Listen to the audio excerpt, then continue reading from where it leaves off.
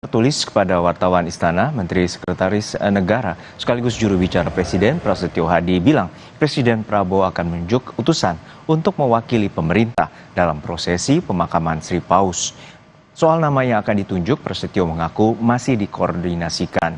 Rangkaian pemakaman Paus Fransiskus akan diselenggarakan pada Sabtu 26 April 2025 mulai dari alun-alun depan Basilika Santo Petrus Vatikan.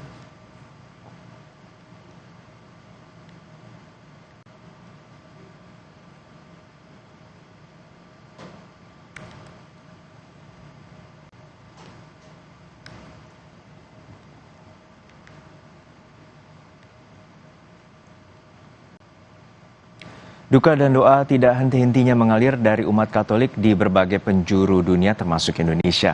Doa bersama digelar di sejumlah daerah untuk mendiang Paus Fransiskus. Doa bersama untuk mendiang Paus Fransiskus terus digelar umat Katolik. Di Bantul, Yogyakarta, sekitar 70 umat Katolik berkumpul di Gereja Yakobus Alpheus untuk mendoakan arwah Paus Fransiskus. Selain memohon kepada Tuhan untuk mengampuni dosa-dosa Bapa Suci Paus Fransiskus, dalam doanya mereka juga berharap kelak umat Katolik mendapat pemimpin yang sama baiknya dengan mendiang Paus Fransiskus. Kegiatan ini mendoakan Paus Fransiskus yang telah dipanggil Tuhan berupa rosari bersama untuk seluruh umat di Paroki Santo Yakobus Bantul. Doa bersama atas kepergian Paus Fransiskus juga dilakukan sejumlah siswa dari Sekolah Dasar Katolik Sang Timur Tomang di Gereja Maria Bunda Karmel, Jakarta Barat. Kegiatan rohani ini digelar sebagai bentuk rasa duka cita dan penghormatan terakhir atas wafatnya pemimpin tertinggi Gereja Katolik dunia yang dikenal dengan kesederhanaannya dan dedikasinya terhadap kaum miskin dan terpinggirkan. Meski masih berusia muda, siswa-siswi SDK Sang Timur menunjukkan mereka mampu menunjukkan rasa empati dan kepedulian yang tulus terhadap peristiwa dunia, khususnya yang berkaitan dengan keimanan dan kemanusiaan.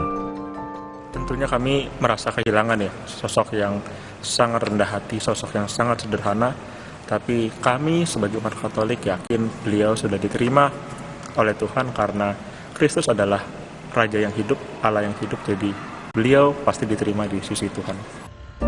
Sementara di Manado, Sulawesi Utara, umat Katolik berkumpul di Gereja Katolik Hati Kudus Yesus Karombasan, Kota Manado, Selasa malam untuk mengikuti misa arwah atas wafatnya Paus Fransiskus.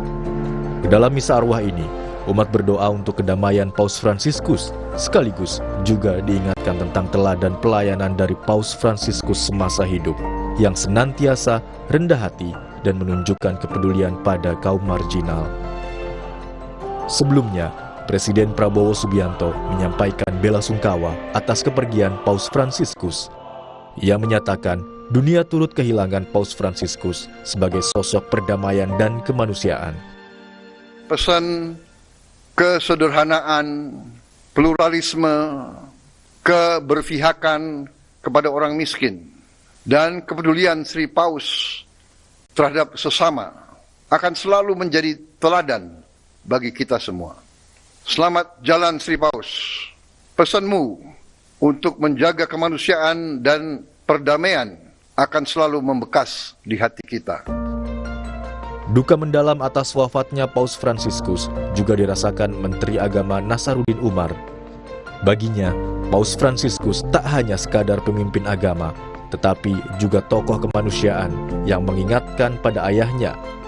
Jika diizinkan Presiden, Menteri Agama Nasaruddin Umar ingin turut menghadiri pemakaman Sri Paus di Vatikan sebagai wujud penghormatan terakhir. Ya, karena saya menjadi pejabat publik ya kan tentu tergantung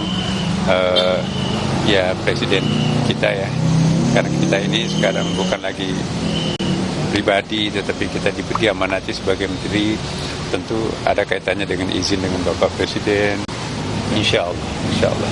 Kalau diberi izin, karena saya juga waktu meninggalnya Paus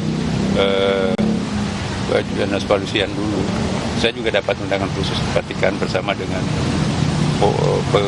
sekitar 2 juta orang di Vatikan pada waktu itu, tahun berapa itu lupa ya. Paus Fransiskus wafat di Vatikan pada usia 88 tahun.